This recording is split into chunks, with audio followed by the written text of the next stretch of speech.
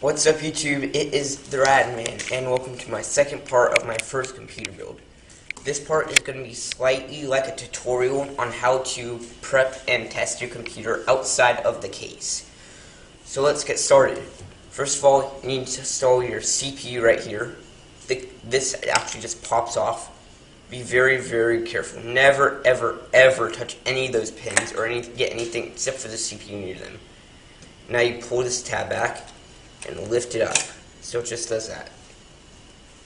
Now there's two ways you can check to make sure your CPU is aligned straight. There's a gold, there's a gold arrow in the corner. There's a little tiny arrow right there.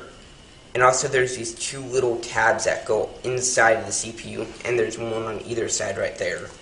So you can line up with either or both of those to make sure you're safe. You can see it's very shiny. What you need to do is be very careful. Well, sit straight in, like that. You want to make sure you don't apply any pressure to either side, or else that is how you damage your CPU. And you can see that the little tiny tabs in each corner fit in perfectly, so that means you got it in the right way. Close that, and then it's going to require a little bit of force, a little bit of grinding, but it's actually supposed to do that awkwardly because it's pushing the pin straight down.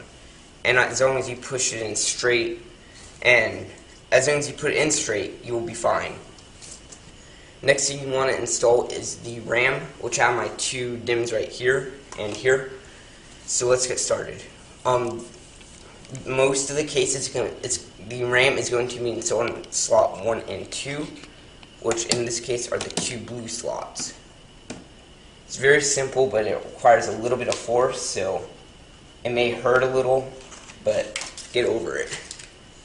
Let's see. Anyway, I've heard this before.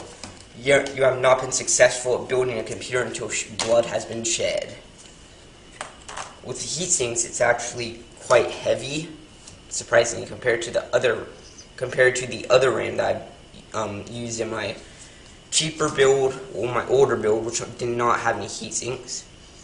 You can see that there's a tab right there, and on each one of these there's actually also a tab. Now what you do is line it up and slide it straight in, and then push hard on either corner. As you can see, it just pops in and the tabs actually go straight back in. And compared to my old computer, which had DDR2, I'm not sure if it was just the older generation or if it was just a computer, it was so hard to get the RAM in. Here it is like the easiest thing ever. Now once I get this other stick out, exact same thing.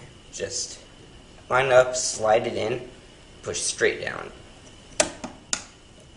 And voila.